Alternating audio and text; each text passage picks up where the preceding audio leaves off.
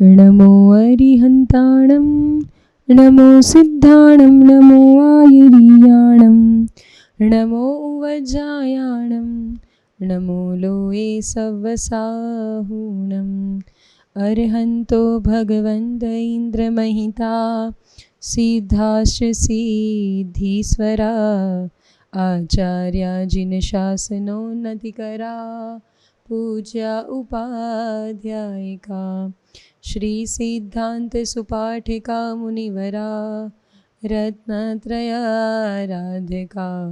पंचेते परमेष्ठिना प्रतिदिनं कुर्वन्तु मे मङ्गलं कुर्वन्तु नो मङ्गलं कुर्वन्तु ते मङ्गलं।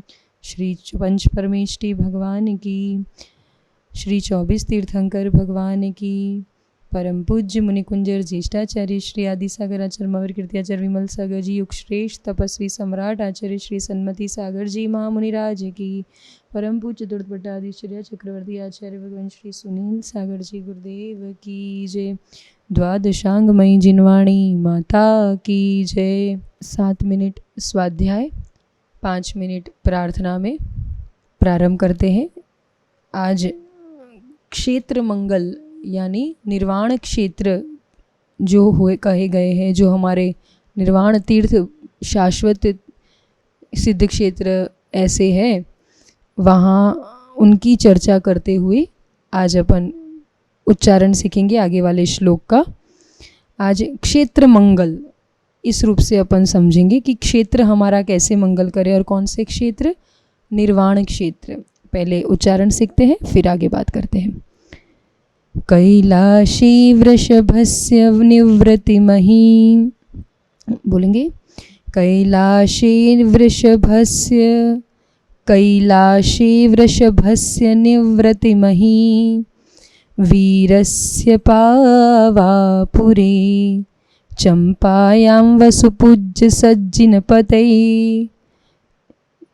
बोलिए वापस, कैलाशी वृषभस्य निवृत्तिमही, अब वीरस्य पावापुरे चंपायां वसुपूज्य सज्जिनपतये सम्मेदशेलेर्अर्हताम्, सम्मेदशेल अर्हताम्, इस रूप से आएगा, है ना। ये एक ही मात्रा नहीं आते हुए सम्मेदशेलर्हताम् शेषाणामपि चोर्जयन्त शिखरे नेमीश्वरास्यार्हतो निर्वाणावनयः प्रसिद्धविभवाः कुर्वन्तु ते मङ्गलं कुर्वन्तु नो मङ्गलम्। यहाँ संधि विच्छेद करके अपन अन्वयार्थ समझते हैं, है ना। कैलाशे वृषभस्य निवृत्तिमहि, यानी कैलाशे, कैलाश पर्वत से, ठीक है, जो अपन अष्टापद कहते हैं, बद्रीनाथ कहते हैं, है ना, वो कैलाश पर्वत।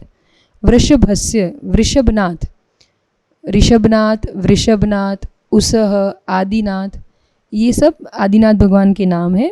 तो वृषभस्य यानी वृषभ देव भगवान की निवृत्तिमहि कहाँ से हुई? निर्वाण। निवृत्ति यानी निर्वाण, मही यानी भूमि।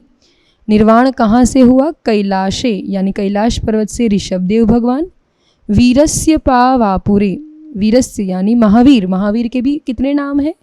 भगवान महावीर के कितने नाम हैं? कितने नाम हैं? 5। कोई बताए?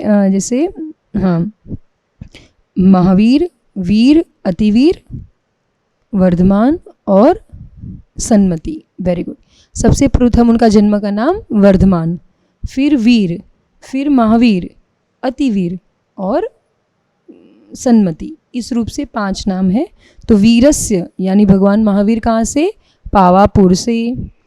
चंपायाम वसुपूज्य सज्जिनपते, चंपायाम यानी चंपापुर, चंपापुर में वसुपूज्य, वसुपूज्य नाम है। जैसे अपन वासुपूज्य भी बोल देते हैं, वसुपूज्य ऐसे वासुपूज्य भगवान कहाँ से, चंपापुरी से, वासुपूज्य की चंपापुर में है।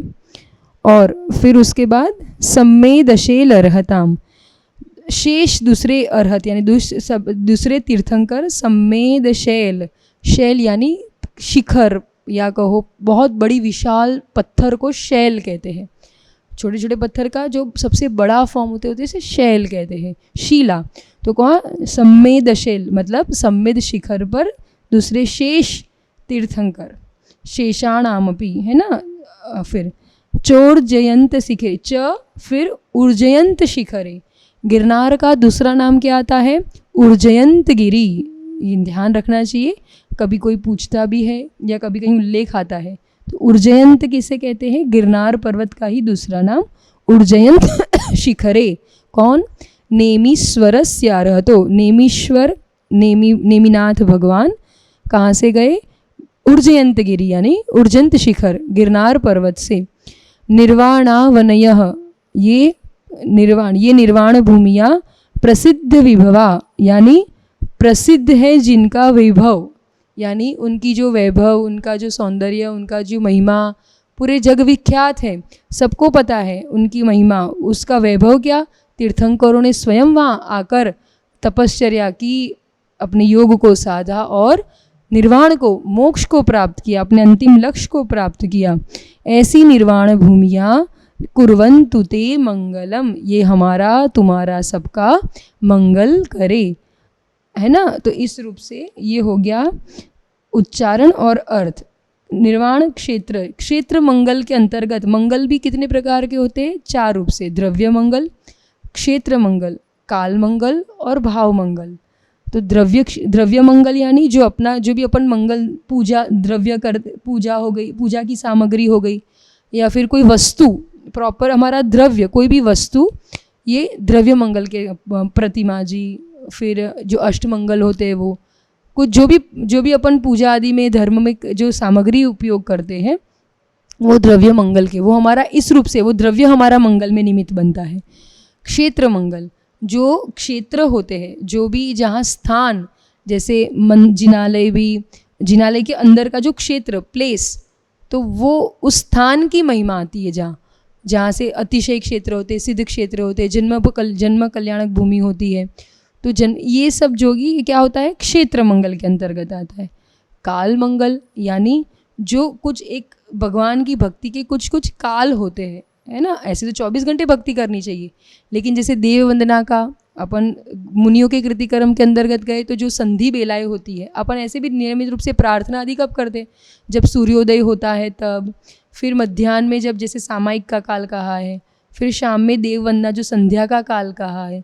तो ये काल मंगल है, जिस समय जो कार्य करने योग्य है वो कार्य अपन करते हैं तो उसका मंगल परिणाम हमको फल मंगल रूप मिलता है।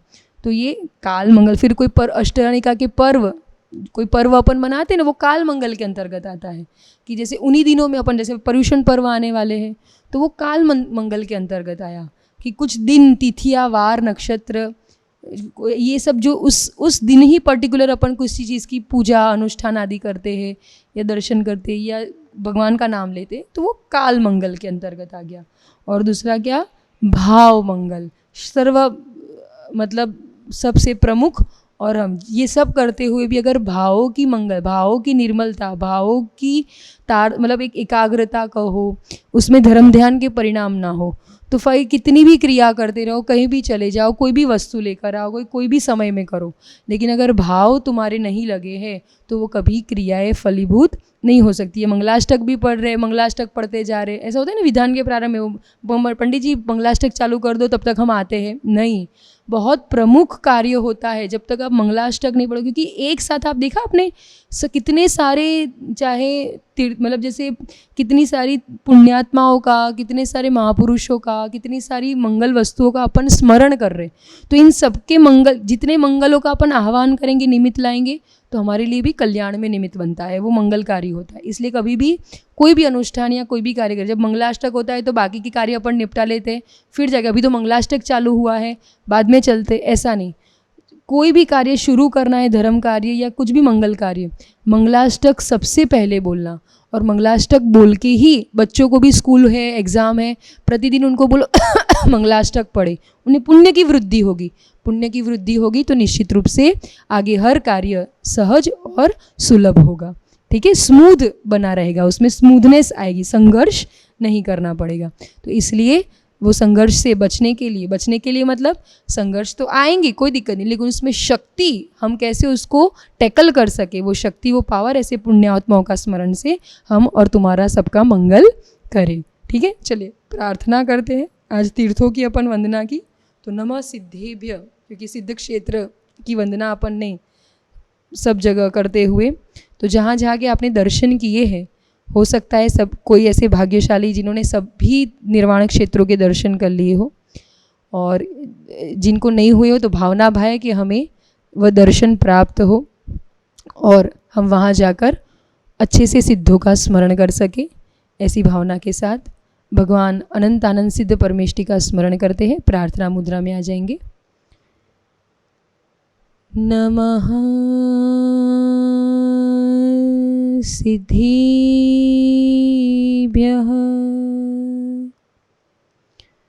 ॐ नमः सिद्धेभ्यः।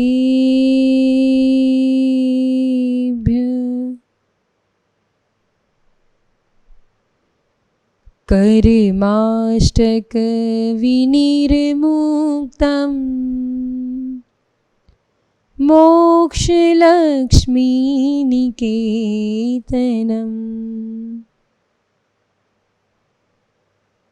सम्यक्त्वादिगुणोपेतं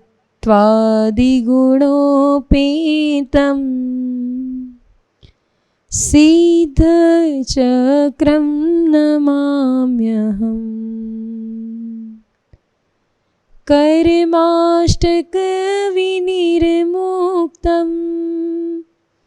मोक्षलक्ष्मीनिकेतनम्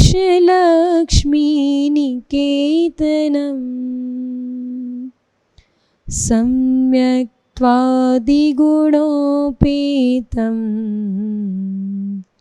सिद्धचक्रं नमाम्यहम्। सिद्ध चक्र यानी सिद्धों के समूह, ऐसे अनंतानंत सिद्ध परमेष्टि को नमन करते हैं, नमस्कार करते हैं। उनकी पवित्र शुद्ध ऊर्जाएं हमारी आत्मा को, हमारे मन वचन काय को पवित्र करे, हमारे परिणाम भी ऐसे निर्मल बने रहे, आठों कर्मों से मुक्त होकर मैं भी ऐसे शाश्वत सिद्ध अवस्था को प्राप्त करूं। परिणामों को पूर्ण विशुद्ध बनाते हुए भगवान की अनंतानंद सिद्ध परमेष्टि की निरंतर आराधना और उनकी शरण को प्राप्त कर उनकी भक्ति करता रहूं, इसी दिव्य मंगल भावना के साथ। ओम नमः सिद्धेभ्यः, ओम नमः सिद्धेभ्यः, ओम नमः सिद्धेभ्यः, ओम नमः सिद्धेभ्यः। नमो जिनाणम्। ऐसे सिद्ध मुद्रा, आपके हाथों में भी अंजुलि अपन ऐसे बनाते हैं, तो उसमें चंद्राकार, अर्धचंद्राकार बनता है, तो उसे सिद्ध शिला का स्मरण करें। और जैसे पूरे अनंतानंद सिद्धों की ऊर्जा हमारे हाथ में प्रवेश करते हुए पूरे शरीर को ऊर्जावान बना रही है, ऐसी भावना के साथ नमो जिनाणम्।